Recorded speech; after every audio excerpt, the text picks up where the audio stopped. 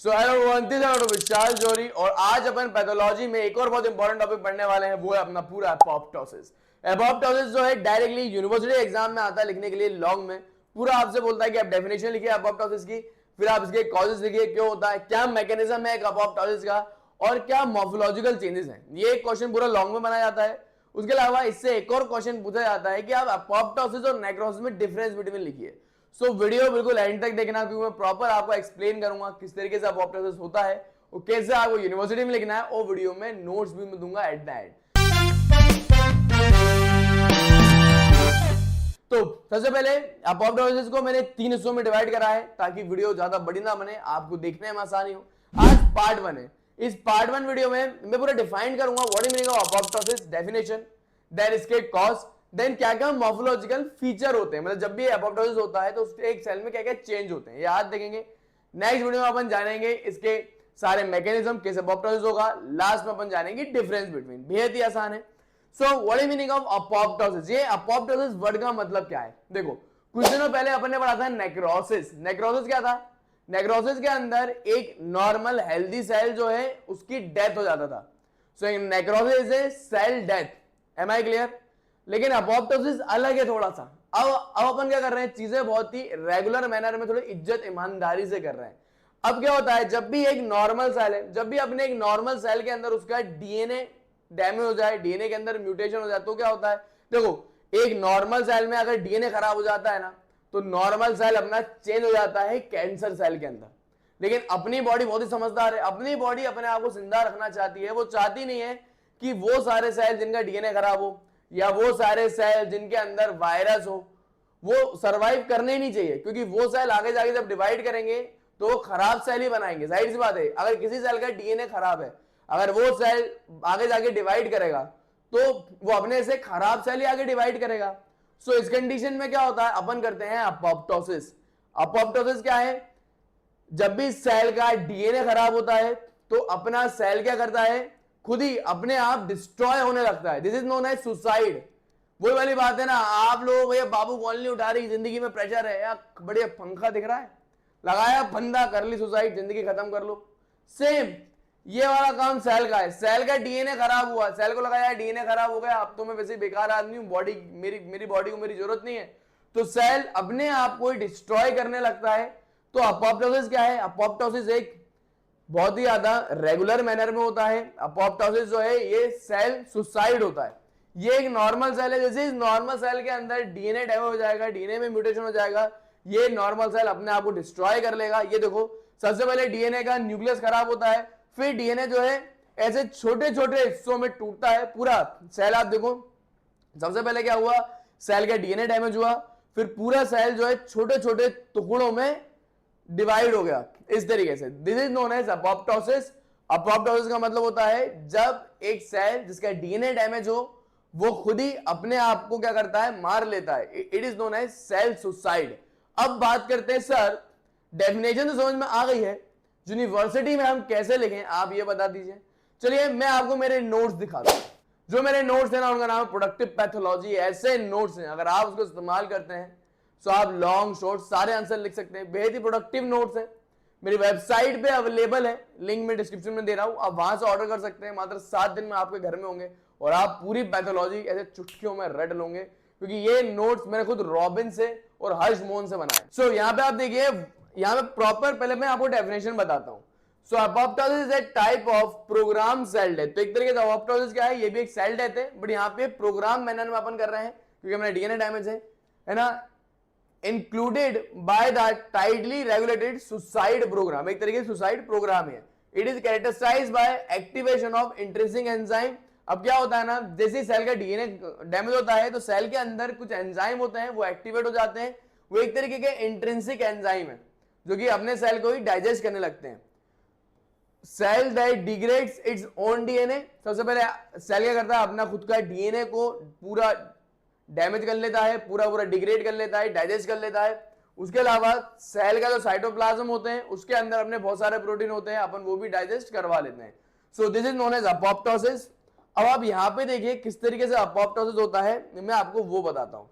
तो सबसे पहले क्या होता है, ये अपना एक नॉर्मल सेल है। जैसे नॉर्मल सेल का डीएनए जो है वो डैमेज होता है, तो क्या होता है, अपने सेल के अंदर प्रेजेंट होता है एक एंजाइम, उसे बोलते हैं एंडोन्यूक्लियस एंजाइम। इसके नाम ही चिक चिक के इसका काम बता रहा है, एंडोन्यूक्लियस। ये एंजाइम क्या करेगा, न्यूक्लियस को तोड़ता है। तो सबसे पहले अपन क्या करते हैं, अपने सेल का ये जो न्यूक्लियस होता है ना वो डाइजेस्ट होने लगता है। उसके अलावा ये जो अपना एक नॉर्मल सेल होता है ना, अपने नॉर्मल सेल में इस तरीके से कुछ प्रोटीन्स प्रेजेंट होते हैं। इन प्रोटीन्स को अपन बोलते हैं साइटोस्केलेटन्स। साइटोस्केलेटन एक ऐसे प्रोटीन होते हैं जो कि एक नॉर्मल सेल का शेप बनाने में हेल्प करते हैं। अब अपनी बॉडी के अंदर सबसे पहले एक एंजाइम आएगा, एंडोन्यूक्लियस एक्टिवेट होगा। एंडोन्यूक्लियस क्या करता है, न्यूक्लियस का डाइजेशन करवाने लगता है अपने पूरे डीएनए का। उसके अलावा अपनी सेल के अंदर कुछ एंजाइम एक्टिवेट होते हैं जो कि होते हैं कैस्पेज एंजाइम। कैस्पेज एंजाइम जो होते हैं, ये जो सेल के जो प्रोटीन होते हैं ना साइटोस्केलेटन, जो कि एक सेल का स्ट्रक्चर बनाते हैं, वो साइटोस्केलेटन को डाइजेस्ट करने लगते हैं। जैसे ही सेल के ये साइटोस्केलेटन जो है प्रोटीन, वो अगर डाइजेस्ट होते हैं तो क्या होता है, सेल जो है थोड़ा अपने आप ही श्रिंक होने लगता है। What meaning of shrinkage? अब जाहिर बात है ना, एक सेल अच्छा फूला हुआ है, जैसे सेल के प्रोटीन डाइजेस्ट होंगे तो क्या होगा, सेल साइज में छोटा होगा, तो यहाँ पे सेल श्रिंक होने लगता है। साथ में सेल के अंदर जो डीएनए जो है, जो क्रोमैटिन है सेल का, वो भी कंडेंस होने लगता है। फिर क्या होता है, यहाँ पे बनते हैं एक membrane blebbing. What meaning of membrane blebbing? क्या होता है ना, अब सेल को मरना है तो सेल क्या करेगा, एक बड़ा सेल छोटे छोटे हिस्सों में टूट जाएगा। तो ये एक सेल की सेल मेम्ब्रेन है, उसमें इस तरीके से छोटे छोटे पॉकेट्स बनने लगेंगे, इन्हें बोलेंगे मेम्ब्रेन बेबल्स। ये जो पॉकेट्स है ना, बाद में अपने नॉर्मल सेल से अलग हो जाते हैं और उसको अपन बोलने लगते हैं अपोप्टोटिक बॉडीज। अपोप्टोटिक बॉडीज का मतलब क्या हुआ, जब एक नॉर्मल सेल अपना खुद ही छोटे छोटे हिस्सों में टूट जाता है तो उसे बोलते हैं अपोप्टोटिक बॉडी। अपोप्टोटिक बॉडी कैसे बनती है, सबसे पहले एक सेल जो है वो साइज में छोटा होगा, श्रिंक करेगा। फिर एक नॉर्मल सेल की जो सेल मेम्ब्रेन है उसमें इस तरीके से बनेंगे, एक बल्जिंग स्ट्रक्चर बनेगा, उसे बोलेंगे बेबल्स। फिर ये जो बल्जिंग स्ट्रक्चर है वो एक सेल से अलग हो जाएंगे, इसे बोलने लगते हैं अपन अपोप्टोटिक बॉडी। बाद में अपने बॉडी के अंदर कुछ सेल होते हैं, उन्हें बोलते हैं मैक्रोफेज। मैक्रोफेज सेल क्या करते हैं, ये खाते हैं। ये जो अपने अपोप्टोटिक बॉडीज बनी है ना, मैक्रोफेज फिर इन अपोप्टोटिक बॉडीज को पूरा खा जाएगा, बिल्कुल सामान क्लियर हो जाएगा। सो यहाँ पे मेम्ब्रेन के बेबल बनते हैं। ये देखो मेम्ब्रेन के बेबल और ही लंबे लंबे होने लगे, एक्सटेंड होने लगे। साथ में जो सेल का न्यूक्लियस जो था वो पूरा कोलैप्स कर गया। एट द एंड क्या बचता है, एट द एंड एक बड़ा सा सेल छोटे छोटे हिस्सों में टूट जाता है और बच जाता है सिर्फ रेमिनेंट, बचेगा सिर्फ अपोप्टोटिक बॉडीज। फिर बाद में जो अपोप्टोटिक बॉडीज है ना, इसको भी सेम अपना मैक्रोफेज जो है वो आके खा जाते हैं और बिल्कुल स्ट्रक्चर क्लियर हो जाता है। सो दिस इज ऑल मैकेनिज्म, मैंने एक तरीके से शॉर्ट में एक्सप्लेन कर दिया। अब आप खुद यहाँ पे देखो आपको क्या क्या मॉर्फोलॉजिकल चेंज देखने को मिल रहे हैं। अगर मैं आपको पहले मॉर्फोलॉजिकल चेंज एक्सप्लेन करूं, क्या क्या यहाँ पे मॉर्फोलॉजिकल चेंजेस आपको देखने को मिल रहे हैं, तो सबसे पहले अपन क्या देखें, अपोप्टोसिस में क्या होता है। अपोप्टोसिस में एक सेल जो है वो अपने आप अपना छोटा होता है साइज में, सेल के अंदर श्रिंकेज होता है। वहीं जब अपन ने नेक्रोसिस पढ़ा था, नेक्रोसिस जब मैंने पढ़ाया था तब क्या होता है, नेक्रोसिस के अंदर एक सेल फूलता है, स्वेल करता है। नेक्रोसिस में सेल जो है फूलता है, मोटा होता है, स्वेल करता है, फिर उसकी सेल मेम्ब्रेन टूटती है। बट एपोप्टोसिस में सब प्रोग्राम मैनर में चल रहा है, अपन एक तरीके से एक सेल की सुसाइड कर रहे हैं। तो एक सेल क्या होता है, सबसे पहले उसका न्यूक्लियस डाइजेस्ट होगा तो सेल साइज में छोटा होता है, सेल होता है shrink, cytoplasm become dense, cytoplasm जो है डेंस हो जाता है। न्यूक्लियस की बात करें, न्यूक्लियस कंडेंसेशन एंड फ्रेगमेंटिंग, जो अपना न्यूक्लियस जो है एक सेल का वो एंडोन्यूक्लियस एंजाइम के कारण छोटे छोटे हिस्सों में टूटता है। न्यूक्लियस जो है पहले देखो, सबसे पहले क्या होगा, एक बड़ा सा न्यूक्लियस साइज में छोटा होगा, पहले वो कंडेंस करेगा, फिर वो छोटे छोटे हिस्सों में टूट जाएगा। Chromatin aggregate peripherally under the nuclear membrane. अब क्या होता है ना, ये मान लो अपने एक सेल के अंदर ये उसकी न्यूक्लियस की न्यूक्लियर मेम्ब्रेन है, उसके अंदर अपना प्रेजेंट है डीएनए। जो एक डीएनए जो रहता है ना, जब भी एक डीएनए का बड़ा स्ट्रक्चर बहुत ज्यादा कंडेंस हो जाए तो उसे अपन बोल लगते हैं क्रोमैटिन। तो क्या होगा, न्यूक्लियस जो न्यूक्लियस है ना एक सेल की, उसके अंदर न्यूक्लियस के अंदर जो रहता है ना, जो क्रोमैटिन प्रेजेंट है, वो क्या करेगा, धीरे धीरे टूटने लगेगा। न्यूक्लियस में break up to produce the 2 और मोर न्यूक्लियर फ्रेगमेंट। फिर सबसे पहले ये न्यूक्लियस के अंदर जो डीएनए है वो कंडेंस करेगा, वो टूटेगा। फिर बाद में ये पूरा न्यूक्लियस भी छोटे छोटे हिस्सों में टूट जाएगा और इसे अपन बोलने लगते हैं न्यूक्लियर फ्रेगमेंट्स। तो एक सेल जो है वो पहले साइज में छोटा होगा, श्रिंक होगा, फिर न्यूक्लियस जो है सेल का वो छोटे छोटे हिस्सों में टूट जाएगा, न्यूक्लियर फ्रेगमेंट आपको देखने को मिलेंगे, फिर अपना फॉर्मेशन ऑफ साइटोप्लाज्मिक बेबल्स और एपोप्टोटिक बॉडी, फिर जो अपना एक पूरा सेल होता है ना, फिर अपना ये जो पूरा एक सेल है वो क्या करेगा, सेल की सेल मेम्ब्रेन इस तरीके से बल्ज आउट स्ट्रक्चर बना लेगी बाहर की तरफ, उसे बोलेंगे साइटोप्लाज्मिक बेबल्स। तो cell first show extensive surface blebbing follow by fragmentation into the membrane bounded apoptotic body. तो सबसे पहले क्या होगा, सेल की सेल मेम्ब्रेन में इस तरीके से बेबल्स बनेंगे, सेल की सेल मेम्ब्रेन बाहर बल्ज आउट करेगी, फिर ये बेबल्स जो है बाद में इस तरीके से अलग हो जाएंगे और छोटे छोटे हिस्सों में टूट जाएंगे, उसे बोलेंगे अपना एपोप्टोटिक बॉडीज। तो एपोप्टोटिक बॉडीज बनेंगे। एपोप्टोटिक बॉडीज के अंदर क्या होता है, देखो अब सबसे पहले क्या होगा ना, ये जो सेल मेम्ब्रेन है एक सेल की, वो सबसे पहले एक नॉर्मल सेल मेम्ब्रेन जो होती है वो बाहरी तरफ एक्सटेंड करती है, उसे बोलते हैं अपन बेबल्स। तो एक सेल में प्रेजेंट होता है साइटोप्लाज्म, सेम ये जो एक एक्सटेंशन बनता है ना उसमें भी साइटोप्लाज्म होगा। सेल के अंदर अपना जो न्यूक्लियस है उसके फ्रेगमेंट होते हैं, मे बी ये न्यूक्लियस के फ्रेगमेंट इसके अंदर भी प्रेजेंट हो सकते हैं बेबल में।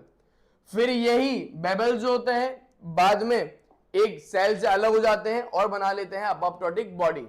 तो जो एपोप्टोटिक बॉडी जो होती है it is composed of cytoplasm, जाहिर सी बात है एपोप्टोटिक बॉडी में साइटोप्लाज्म होता है और बहुत सारे टाइटली पैक ऑर्गेनेल्स होते हैं सेल के अंदर जो रहते हैं ना, माइटोकॉन्ड्रिया वगैरह, वो भी इसमें होते हैं, विद और विदाउट न्यूक्लियर फ्रेगमेंट। हो सकता है कि न्यूक्लियस के फ्रेगमेंट हो या न्यूक्लियस के फ्रेगमेंट नहीं भी हो। तो ये मॉर्फोलॉजिकल चेंजेस हैं इसके। फिर एट द एंड क्या होता है, सबसे लास्ट में क्या होगा, सबसे लास्ट में फेगोसाइटोसिस, मतलब जो एपोप्टोटिक बॉडी बनी है ना उसके पास क्या आएगा, उसके पास फेगोसाइट आ जाएंगे, मतलब मैक्रोफेज जो है ऐसे सेल जो दूसरे सेल को खाते हैं, मैक्रोफेज आ जाएगा। मैक्रोफेज क्या करता है, बहुत सारे एंजाइम बाहर निकालता है, वो अपने होते हैं लाइजोसोमल एंजाइम। ये एंजाइम सीधा जितने भी अपने एपोप्टोटिक बॉडीज बनी है ना इसको पूरा डाइजेस्ट कर लेते हैं और उसको पूरा खा लेते हैं, ठीक है। So apoptotic cell appear round oval mass having intensive eosinophilic cytoplasm. जब भी अपन एक अपोप्टोसिस वाले सेल को देखते हैं ना तो अपोप्टोटिक सेल जो है बहुत ही ओवल होगा, राउंड होगा, है ना, उसका जो साइटोप्लाज्म होगा वो बहुत ही ज्यादा इजिनोफिलिक होगा। फिर न्यूक्लियर अपीयर एज फ्रेगमेंट, जब अपन माइक्रोस्कोप में देखेंगे तो अपन को उसकी न्यूक्लियस जो है फ्रेगमेंटेशन में देखने को मिलेगी, फ्रेगमेंटेड देखने को मिलेगी, ठीक है। लाइट माइक्रोस्कोप कैरेक्टरिस्टिक फीचर, ये जो है ना एम्स में एमसीक्यू में आया था कि जब भी अपन एक एपोप्टोसिस वाले सेल को माइक्रोस्कोप में देखते हैं तो क्या देखने को मिलता है। तो जब भी अपन एक लाइट माइक्रोस्कोप में देखते हैं तो अपन को देखने को मिलता है कंडेंसेशन ऑफ न्यूक्लियस, जो न्यूक्लियस जो है वो बहुत ही कंडेंस हो गई है और साइटोप्लाज्म जो है वो बहुत ही डेंसली इजिनोफिलिक है, ये आपको देखने को मिलता है।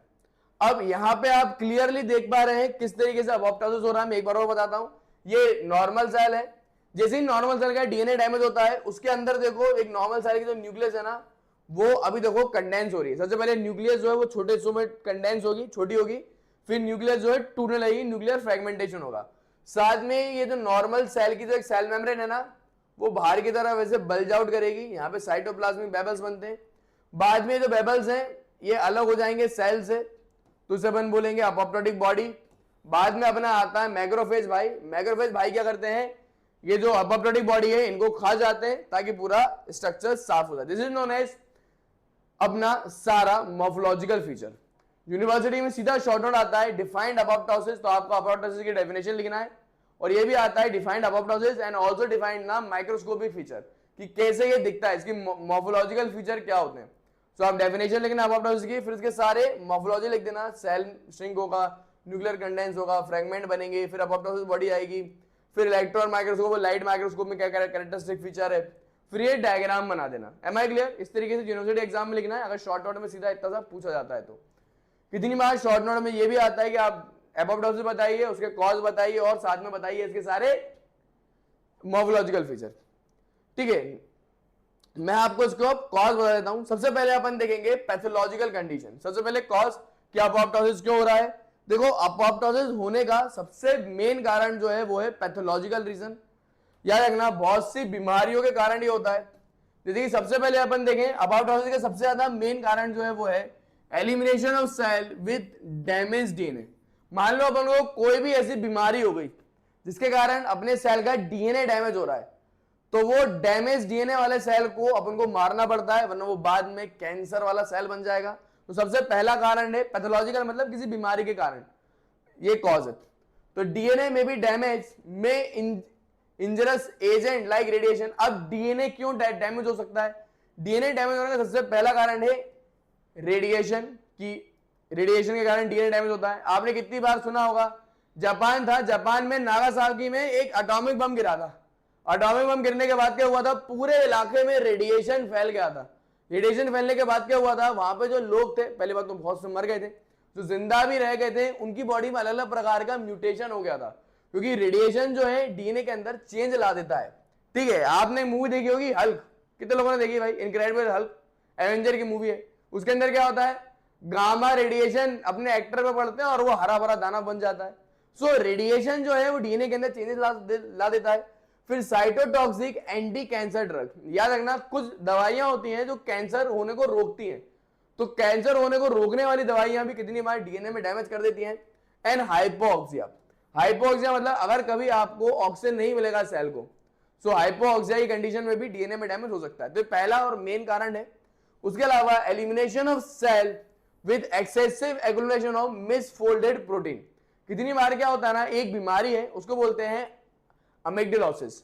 जो अमिग्डालोसिस बीमारी जो है उसके अंदर क्या होता है, एक नॉर्मल सेल में प्रोटीन, गंदे मिसफोल्डेड प्रोटीन डिपॉजिट होने लगते हैं।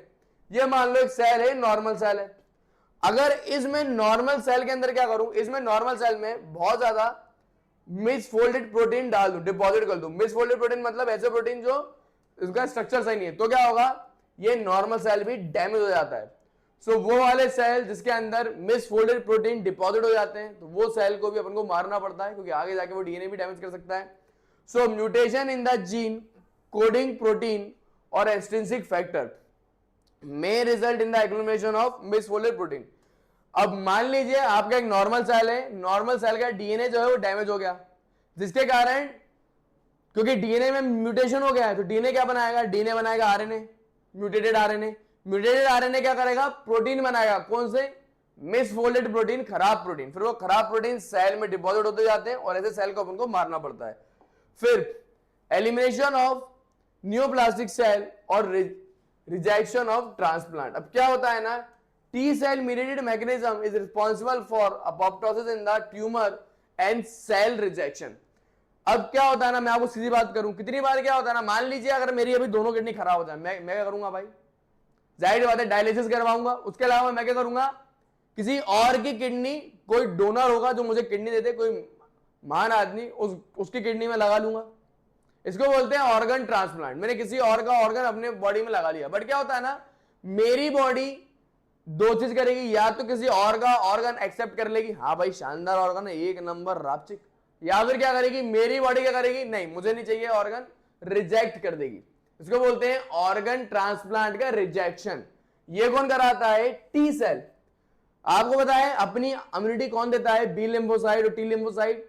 अब जो टी लिम्फोसाइट होते हैं ना, वो सीधा जो भी ऑर्गन मैंने बाहर से लिया है उसके पास जाते हैं, और टी लिम्फोसाइट उसके पास जाके वो जो भी ऑर्गन मेरे पास आया है नया, उस ऑर्गन के अंदर अपोप्टोसिस को करवा देते हैं कि भाई तुम्हें जरूरत नहीं, तुम मर जाओ, अपोप्टोसिस स्टार्ट करवा देते हैं। तो जो टी लिम्फोसाइट होते हैं ना, मेरे इम्यूनिटी प्रोवाइड करने वाले सेल, वो किसके पास जाते हैं, जो भी मैंने ऑर्गन ट्रांसप्लांट करा है उसके सेल के पास जाएंगे और बोलेंगे भाई तुम मर जाओ, उसका अपोप्टोसिस स्टार्ट करा लेंगे। साथ में टी लिम्फोसाइट का एक और काम है, अगर अपनी बॉडी में कोई ट्यूमर बन जाए, कैंसर का मास बन जाए, तो यही टी लिम्फोसाइट उस कैंसर के मास को भी जाते हैं पास में, और उसको भी बोलते हैं भाई तू कैंसर का सेल है, तू मर, उसके अंदर भी अपोप्टोसिस स्टार्ट करवा लेते हैं। Killing of viral infected cell. कितनी बार क्या होता है ना, अब एक बहुत कॉमन बीमारी है एचआईवी। कितनी बार आपने सुना होगा, थाईलैंड गए हो तो हो भी गया होगा एचआईवी। साथ में एडिनो वायरस, एक वायरस होता है, हेपेटाइटिस उसे बोलते हैं, वायरल हेपेटाइटिस। तो ये जितने भी वायरस है ना, ये करते हैं डायरेक्टली अपने नॉर्मल सेल के अंदर आ जाते हैं वायरस, फिर नॉर्मल सेल का डीएनए डैमेज कर लेते हैं। तो अपनी बॉडी क्या करती है, अगर अपनी नॉर्मल सेल के अंदर अगर कोई भी वायरस घुस जाता है तो अपनी बॉडी सीधा उस वायरस कंटेन करने वाले सेल को ही मार देती है। सिंपल भाषा में बात करूं, मान लीजिए मेरा घर है, मेरे घर में आ गए आतंकवादी, तो अपनी बॉडी पता है क्या काम करती है, अपनी बॉडी को पता है यार आतंकवादी तो पूरा विस्फोट कर देगा, पूरा खत्म कर देगा अभी मेरा मोहल्ला। तो दो कंडीशन है, या तो मैं आतंकवादी को मार दूं या फिर आतंकवादी जिस घर में है मैं उस पूरे घर को उड़ा दूं, साथ में आतंकवादी भी मर जाएगा और घर का घर भी टूट जाएगा। सिर्फ एक नॉर्मल मेरा सेल है, अच्छा सेल है, उस नॉर्मल अच्छे सेल में वायरस आ गया, आतंकवादी आ गया, तो अपनी बॉडी क्या करती है, पूरे सेल को ही मार देती है ताकि सेल के साथ साथ वो वायरस भी मर जाए। सो अगर कोई भी वायरस इन्फेक्टेड सेल है, कोई भी सेल है उसके अंदर अगर वायरस घुस गया है तो उस सेल के अंदर अपॉप्टोसिस अपन स्टार्ट कर लेते हैं ताकि वो पूरा सेल भी मर जाए और अपना वायरस भी मर जाए। तो ये जो थे ना, ये चार मेन मैंने आपको रीजन बताए अपने पैथोलॉजिकल कारण, मतलब किसी बीमारी के कारण अपनी बॉडी के अंदर होता है अपॉप्टोसिस, सेल होती है सुसाइड। फिर याद रखना नॉर्मली मतलब जरूरी नहीं है कि अपन को कोई बीमारी हो तभी अपने सेल जो है सुसाइड करेंगे, नॉर्मल मैनर में भी सेल के अंदर सुसाइड होती है, उसको अपन बोल देते हैं फिजियोलॉजिकल सिचुएशन। जैसे कि सिंपल से अगर मैं बात करूं, जब अपना डेवलपमेंट होता है ना, तो जब भी अपन अपनी मां की कोख के अंदर होते हैं तो क्या होता है ना, अपनी बॉडी के अंदर डेवलपमेंट होते हैं। मैं आपको बताऊं, इनिशियली में जब इंसान का डेवलपमेंट होता है ना, तो इंसान की जो उंगलियां होती हैं, उंगलियों के बीच में इस तरीके से छल्ला टाइप प्रेजेंट होता है, इस तरीके से, इसको अपन बोल देते हैं वेब टिश्यू। इस तरीके से आपने कितनी बार उसके अंदर देखा होगा फ्रॉक के अंदर, लेकिन जब आप पैदा हुए तो आपके उंगलियों के बीच में वेब टिश्यू है क्या, ये छल्ले प्रेजेंट है क्या, नहीं है। तो क्या होता है ना, अपनी डेवलपमेंट की प्रोसेस में अपनी बॉडी बहुत सारे सेल को डिस्ट्रॉय करती है, बहुत सारे सेल के अंदर अपॉप्टोसिस कराती है। तो ये नॉर्मल कंडीशन में भी होता है। Removal of excessive cell during embryogenesis, embryogenesis मतलब जब आपका डेवलपमेंट होता है, उसी बात अपन कर रहे हैं। सो अपनी डेवलपमेंट में, अपनी एम्ब्रियोजेनेसिस में अपन बहुत सारे सेल को रिमूव करते हैं, ये एक तरीके की डेवलपमेंटल प्रोसेस है। For example disappear of web tissue, web tissue मतलब फिंगर के बीच में वो जो टिश्यू है ना, वो एम्ब्रियो के टाइम अपनी बॉडी में होता है, बाद में नहीं होता है, वो चला जाता है। फिर elimination of cell after withdrawal of hormone, ये जो ना सिंपल ये बेस्ट एग्जांपल है अपने फीमेल्स के पीरियड्स का। अब क्या होता है ना, फीमेल की जो अंदर वाली यूट्रस जो होती है ना, ये मैं फीमेल की यूट्रस बना रहा हूं। अब फीमेल को पीरियड्स कैसे आते हैं भाई, फीमेल की जो अंदर वाली लेयर होती है ना, एंडोमेट्रियम, अब एक हार्मोन होता है प्रोजेस्टेरोन, प्रोजेस्टेरोन हार्मोन होता है तो फीमेल की अंदर वाली एंडोमेट्रियम जो है बहुत ज्यादा अच्छे से ग्रो करती है। जैसे ही प्रोजेस्टेरोन हार्मोन गायब हुआ तो ये फीमेल की जो अंदर वाली लेयर है एंडोमेट्रियम, वो छोटे छोटे हिस्सों में टूट जाती है और ये पूरे सेल बाहर आ जाते हैं। तो this is also example of apoptosis, apoptosis का ही एग्जाम्पल है। तो जैसे ही अपना हार्मोन गया, elimination of cell after withdrawal of hormone, जैसे ही मेरा हार्मोन गायब हुआ, फीमेल के एंडोमेट्रियम के जो सेल हैं उनके अंदर अपॉप्टोसिस स्टार्ट हो गया और वो सारे सेल फिर बाहर हो जाते हैं। फॉर एग्जांपल एंडोमेट्रियम सेल जो है उनका ब्रेकडाउन होता है, वो टूटते हैं ड्यूरिंग पीरियड्स, ठीक है। फिर अपने आते हैं elimination of cell after withdrawal of trophic stimulus. अब क्या होता है ना, for example neutrophil in acute inflammatory response, lymphocyte after immune response. अब मैं आपको सिंपल भाषा में बात करूं, क्या होता है ना, अब मेरी बॉडी को अगर इन्फ्लामेशन करवा रहे हैं, कौन सा इन्फ्लामेशन, एक्यूट इन्फ्लामेशन। इन्फ्लामेशन मतलब सूजन, एक्यूट मतलब एकदम से, अगर मान लीजिए मुझे किसी मधुमक्खी ने डंक मारा तो क्या होगा, एकदम से मेरा उतना एरिया में सूजन हो जाएगी, मतलब विद इन मिनट्स में अगर सूजन हो जाए उसको बोलते हैं एक्यूट इन्फ्लामेशन। नेक्स्ट टॉपिक है वही मैं पढ़ाऊंगा आपको। सो क्या होता है ना, सूजन पता है कौन करवाता है, एक सेल होता है न्यूट्रोफिल। तो क्या होता है ना, कितनी बार न्यूट्रोफिल आए, उनने सूजन करा लिया, एक्यूट इन्फ्लेमेशन करा लिया, फिर न्यूट्रोफिल क्या करेगा भाई, अपनी बॉडी क्या करती है, ठीक है तूने एक काम करवा लिया, चल तेरा काम खत्म, तू अब मर जा। जैसे ही ताजमहल जब बनवाया था अकबर ने, उसने क्या करा था, जैसे ही ताजमहल बना उसने सारे लोगों के हाथ कटवा दिए थे। सेम जैसे ही अपनी बॉडी में एक प्रोसेस हो गई तो अपनी बॉडी क्या करती है, जिसने ये प्रोसेस करवाई थी उस सेल को डिस्ट्रॉय कर देती है। तो यहां पे लिखा है elimination of cell after withdrawal of trophic stimulus, मतलब जैसे ही अपना काम हो गया, एक ट्रॉपिक स्टिमुलस मतलब जैसे ही अपना कोई भी प्रोसेस है वो कंप्लीट हो गई, तो वो सेल को मार दिया गया। जैसे कि एक्यूट इन्फ्लामेशन के बाद न्यूट्रोफिल को अपन मार देते हैं। लिम्फोसाइट जो है अपन जैसे अपना इम्यून रिस्पॉन्स हो गया कि किसी बैक्टीरिया वायरस को जैसे अपन ने मार दिया तो वो फिर अपने लिम्फोसाइट जो है वो डिस्ट्रॉय हो जाते हैं। फिर elimination of potential harmful cell. अब क्या होता है ना, कितनी बार क्या होता है ना, अपनी देखो अपनी बॉडी का काम क्या है, अपनी बॉडी का काम है अपने आप को इम्यूनिटी प्रोवाइड करना। अपनी बॉडी के अंदर क्या होते हैं, प्रेजेंट होते हैं लिम्फोसाइट। लिम्फोसाइट दो प्रकार के होते हैं, बी लिम्फोसाइट और टी लिम्फोसाइट। कितनी बार क्या होता है ना, अपनी बॉडी के अंदर ऐसे लिम्फोसाइट बनते हैं, ऐसे बी लिम्फोसाइट बनते हैं जो आगे जाके ऐसे प्लाज्मा सेल बनाते हैं। देखो क्या होता है ना, जो बी लिम्फोसाइट है ना बेटा, बी लिम्फोसाइट बनाता है अपने plasma cell. Am I clear? B lymphocyte बनाता है प्लाज्मा सेल, वो प्लाज्मा सेल ही आगे जाके बनाता है अपनी एंटीबॉडी। कितनी बार क्या होता है ना, अपनी बॉडी जो है ऐसे एंटीबॉडीज बना लेता है जो अपने सेल को ही डिस्ट्रॉय करने लगती है। मतलब मेरी इम्यूनिटी जो बैक्टीरिया वायरस को मारने के लिए बनी थी, अब वो मेरे ही नॉर्मल सेल मारने लगी। इसका मतलब क्या है, सेल्फ रिएक्टिव लिम्फोसाइट। मतलब ऐसे मेरे अंदर इम्यूनिटी के सेल बनने लगे जो मेरे ही नॉर्मल सेल को मार रहे हैं, वो सेल्फ रिएक्टिव हैं। तो जो सेल्फ रिएक्टिव लिम्फोसाइट जो होते हैं ना यार, वो अपने ही बॉडी को नॉर्मल सेल को मारते हैं। तो जाहिर सी बात है अपन को इन सेल को तो मारना पड़ेगा ना मेरी जान। So elimination of potentially harmful cell, जितने भी अपने हार्मफुल सेल होते हैं इस तरीके से सेल्फ रिएक्टिव टी लिम्फोसाइट वो भी अपन मारते हैं। सो याद रखना, ये मैंने डेफिनेशन बताया, कॉज आपको बताए, मॉर्फोलॉजी बताई, शॉर्ट नोट में इतना आता है। नेक्स्ट टॉपिक में आपको पूरा मैकेनिज्म पढ़ाऊंगा, वो जरूर देखना, क्योंकि उसी वीडियो में मैं सारे मेरे नोट्स भी दूंगा किस तरीके से आपको लिखना है। This is the part 1 video, part 2 में पूरा आपको मिलेगा। उसके अलावा डाउनलोड माय ऐप, मेरे ऐप का नाम है जौहरी एमबीबीएस, लिंक मिलेगा बायो में।